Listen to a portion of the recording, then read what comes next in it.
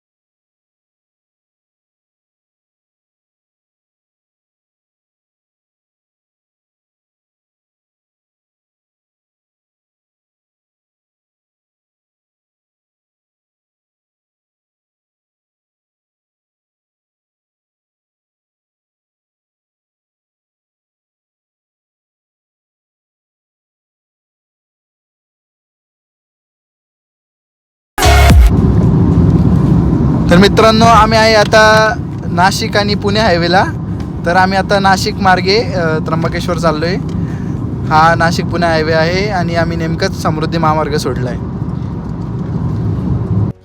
तर मित्रांनो, आम्ही आता आहे नाशिकमध्ये. नाशिकमधून आम्ही त्र्यंबक रोडला लागतो आहे. खूप ट्रॅफिक आहे नाशिकमध्ये. आज सॅटर्डे संडे असल्याच कारणाने खूप ट्रॅफिक आहे. आता त्र्यंबकेश्वरला जाऊन आम्ही थोडं फ्रेश वगैरे होऊ, रूम वगैरे घेऊ आणि मग तुम्हाला त्र्यंबकेश्वर फिरवतोच. चल, तोपर्यंत व्हिडिओ कंटिन्यू बघा. तर मित्रांनो, आम्ही आता त्र्यंबक रोडला लागलोच आहे. तुम्ही खूप बोर झालो म्हणून पप्पा आता काय ड्राईव्ह करणार आहे.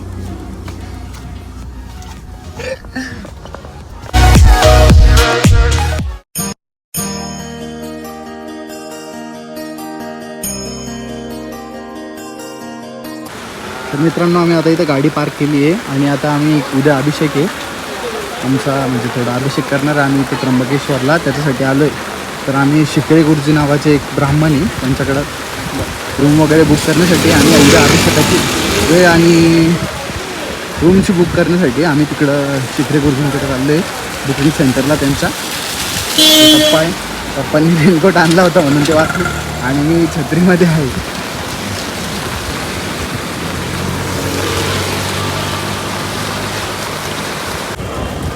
तर मित्रांनो, आपण आलो आहे आता शिकरे गुरुजींकडं. इतर बुकिंग करू आपण. हे येऊन जवळच आहे मंदिराच्या, यांचं निवासस्थान. तिकडं बुकिंग करू.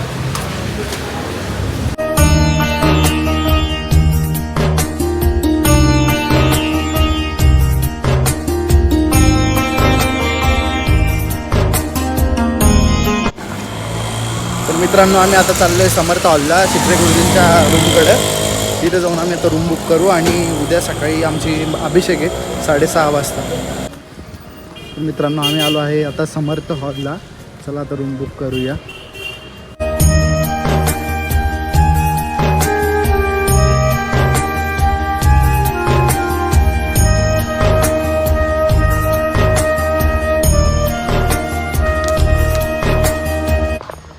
तर मित्रांनो, आता आम्ही चाललो आहे त्र्यंबकेश्वर मंदिरात.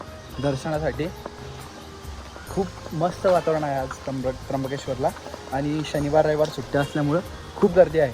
तर आणि खूप सारा पाऊस चालू आहे इथं. पाऊस पडून पडून अक्षरशः खाली शेवाळ आहे, ते बघू शकता तुम्ही. खाली शेवाळ आहे पूर्ण. खूप पाऊस पडतो म्हणे इकडे, नेहमीच पाऊस असतो. आणि पूर्ण सगळ्या बाजूनी डोंगरांमध्ये त्र्यंबकेश्वरांचं मंदिर आहे. 12 ज्योतिर्लिंगापैकी एक मंदिर आहे. चला आता दर्शनाला जाऊया.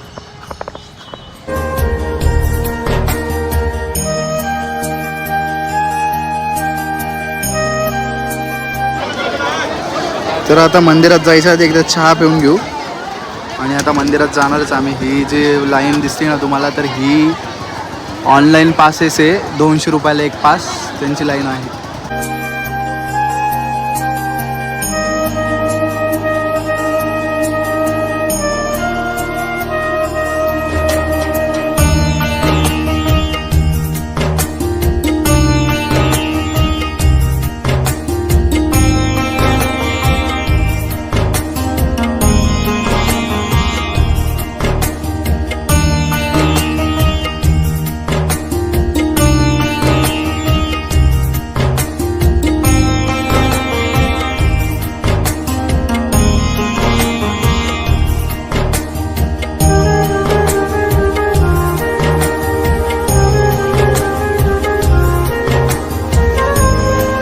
Five hours later. तर मित्रांनो 5.5 तासानंतर आता आम्ही बाहेर आहोत. दर्शन झाले आता नेमकं, म्हणजे सगळं बंद झालं, तुम्ही बघू शकता मागं. आता जेवणाचं बघावं लागेल. पहिले एकदा जेवण करतो आणि मग रूमला जातो, कारण की उद्या सकाळी 6:30ला उठायचं. जर लवकरच उठावं लागेल, 5:30 वाजेपर्यंत 5 वाजेपर्यंत तरी उठावं लागेल मला. आणि 6:30ला पूजा आहे. तर मित्रांनो फायनली आम्हाला हॉटेल भेटले आहे. ते खूप सारं हॉटेल आहे, म्हणजे एवढं रात्री चालू राहतं तेवढं चांगलं आहे. आता जेवण करतो आणि नंतर मग झोपायला जातो. उद्या लवकर उठायचं आहे.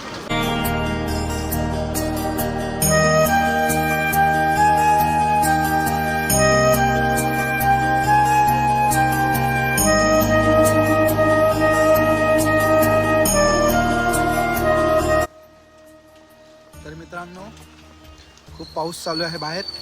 आता वाजले 12:30. आता आम्ही चाललो रूमला झोपायला. उद्या लवकर उठायचं आहे.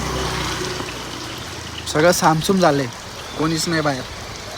आता एकदा रूमला जातो, झोपतो आणि उद्या सकाळी भेटतो. तोपर्यंत सगळ्यांना गुड नाईट. उद्या सकाळी भेटूया मग नवीन काहीतरी पाहण्यासाठी. चला बाय. तर मित्रांनो आता सकाळचे वाजले आहे 6. आम्ही चाललो आहे कुशीवर्त तळ्यावर आंघोळ करण्यासाठी. आंघोळ करून मग आम्ही 7:30 वाजेपर्यंत आम्ही 7:30ला पूजेला बसणार आहे. खूप पाऊस चालू आहे बाहेर.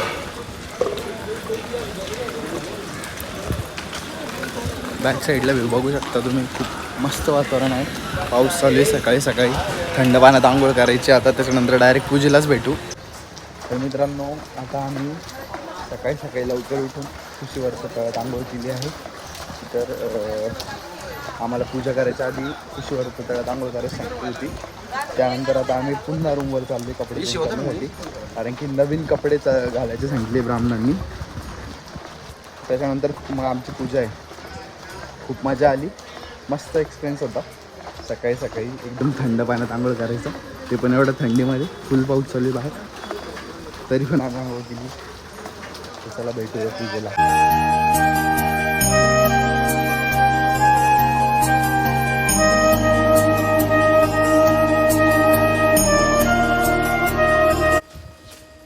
तर मित्रांनो आता आमची पूजेची तयारी झाली आहे. म्हणजे आम्ही आता कॉस्ट्यूममध्ये रेडी आहे.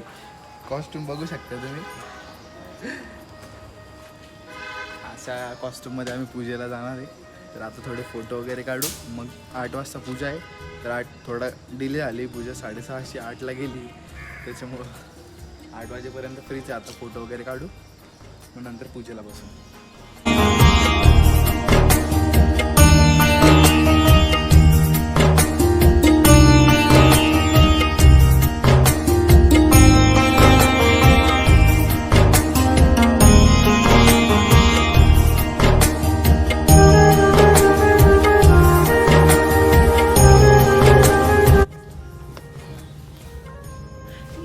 नमस्कार मित्रांनो, तर आमचं आता पूजा वगैरे सगळं करून झालंय, जेवण वगैरे केलं आम्ही. आम्हाला शिकरे गुरुजींकडून जेवण होतं इथं. त्याच्यानंतर आम्ही जे कपडे वगैरे घेतले होते नवे, ते आता आम्ही विसर्जित करायला चाललोय. ते झाले की आम्ही लगेच निघणार आहे, एक मंदिरात जाणार आहे, तिथून मग निघणार आहे आम्ही लगेच आणि परतीचा प्रवास करणार.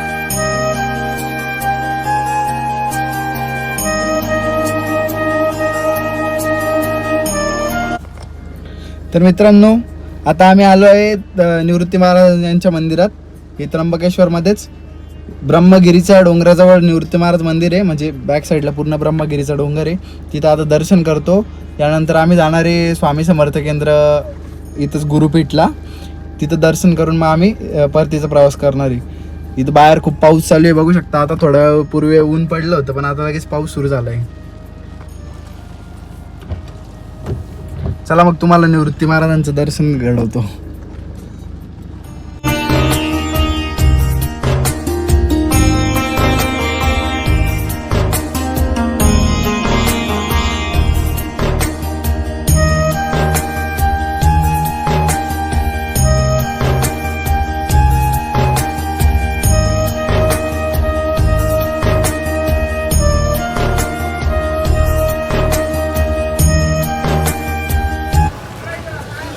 खूप निसर्ग सौंदर्याने नटलेलं हे त्र्यंबकेश्वर आहे. इथे बॅक साईडला बघू शकता तुम्ही, हे जे तळ आहे हे वरती पडणाऱ्या धबधब्यांचं जे पाणी आहे ते इथं साठतं. हे बघा माझ्या मागं निवृत्ती महाराज मंदिराजवळ येतं.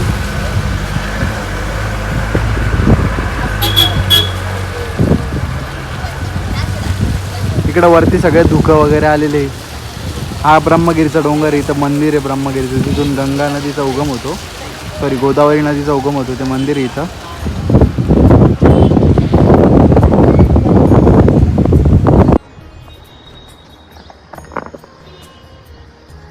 तर मित्रांनो, आम्ही आता आलो आहे श्री स्वामी समर्थ केंद्र गुरुपीठ येथे. खूप भारी वातावरण आहे इथं. काहीतरी 5 दिवसाचं काहीतरी पारायण असल्यामुळे खूप गर्दी आहे. खाली बघू शकता तुम्ही पार्किंग आहे. आम्ही वरती पार्क केली गाडी. इथून जवळच आहे केंद्र. तुम्हाला इथला व्ह्यू वगैरे दाखवतो.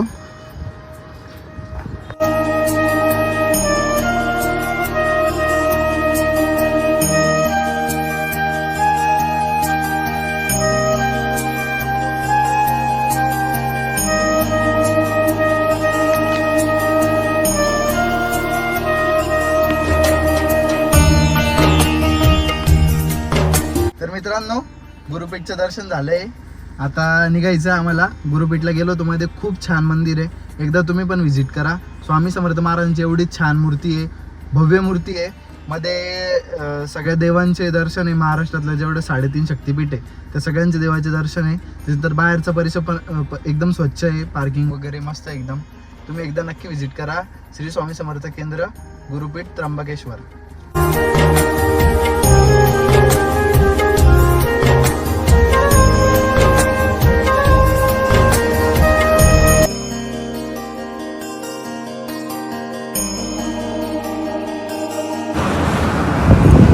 तर मित्रांनो, आता आम्ही नाशिक पुणे हायवेला थांबलो आहे जेवणासाठी.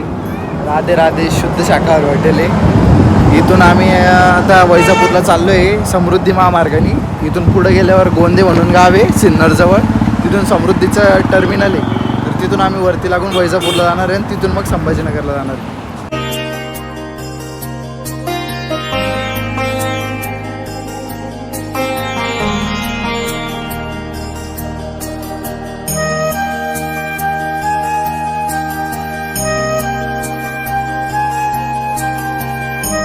नमस्कार मित्रांनो, तर आम्ही आता आलोय घरी. 3.5 ते 4 तास लागले आम्हाला संभाजीनगरला यायला त्र्यंबकेश्वरवरून. खूप छान टूर राहिला 2 दिवसाचा, शनिवार आणि रविवारचा. तुम्ही आतापर्यंत चॅनलला सबस्क्राईब नसेल केलं तर लगेच सबस्क्राईब करा. त्यानंतर बेल आयकॉनला टिक करून ऑलवर टॅप करा, म्हणजे येणाऱ्या माझ्या सगळ्या व्लॉग्सची तुम्हाला नोटिफिकेशन येऊन जाईल.